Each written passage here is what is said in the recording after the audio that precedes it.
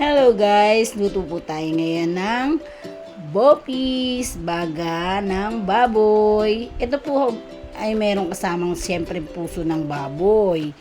Yan yung part na malambot. Yan. Tapos siyempre guys, gagamit po tayo ng oil. Tapos, meron po tayong gagamiting atsuete. And then, bawang, sibuyas, luya, pampatanggal po ng lansa. And then, para dito sa ating baga. Tapos, gagamit po tayo dito ng carrots, and then, labanos, bell pepper, siling green na haba, para po may anghang, at reno, kung wala po tayong atay ng baboy. At tapos guys, gagamit po tayo ng oyster sauce para manamis-namis. Kahit ano pong klase ng oyster sauce. And then, ito po ay daon ng laurel, paminta. And then, gagamit din po tayo ng toyo, suka, at patis. Yan po. Wala po tayong gagamitin guys ng salt, kundi patis po. At toyo. Para dito sa ating bopis.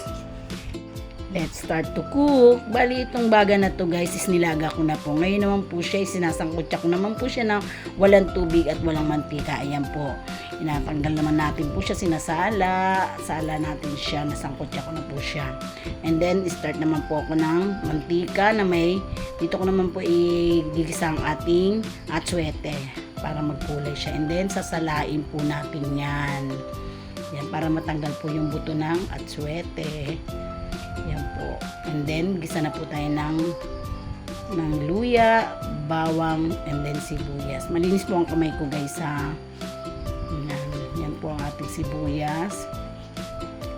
At syempre, gisahin natin siya mabuti para lumabas ang kanyang aroma. Aroma ng luya at sibuyas.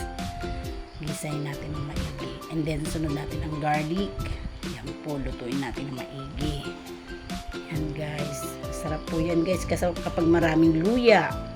Then sunod na po natin yung ating sinangkutsa na baga at puso ng baboy. Yan po, halo-haluin natin siya mabuti. Yan guys, ganyan lang po magluto ng bopis. Yan. Hindi ko na guys pinakita sa inyo kung paano ko siya nilaga. Siyempre siguro alam naman po ninyo na dapat ilaga yan. And then sunod na po ang ating labanos. Yan. Labanos at carrots. Yan po. Yan, haluin natin siya. Mix natin. Yan, syempre guys, kailangan ng ang hiwa ng ating karne. Ganun din po ang ating carrots at labanos. Yan, lagyan natin ng laurel. Pampabango po. And then, ito po, lagyan natin ng patis. 2 tablespoons. Ganyan lang po magluto ng atin. And then, sunod natin ang 1/4 cup ng soy sauce. Toyo po, guys. Yan. Ganyan lang po. And then, haluin po natin ulit ang ating bopis. And then, lagyan natin ng 1 tablespoon ng bell pepper. Bell pepper, paminta.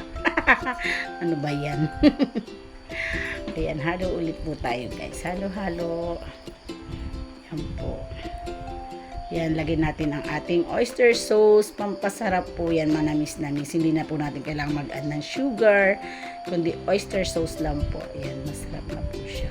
Pampasarap po. And then, lagyan natin itong reno. Ang reno po guys, pag wala po tayong atay ng baboy, reno po ang ating pwedeng gamitin dyan. Dagdag po ng linamnam yan sa ating bopis. Yan guys. And then, lagyan na po natin bell pepper at ang ating siling green. Ayan na po. Ayan, lalagyan po natin ang ating suka. Yan, huwag muna natin haluin pag nilagyan natin ng suka guys. Kahit 2 minutes, pahingahin po natin. And then, ayan na po siya guys. Ang ating bopis. Yan, yummy. Let's eat!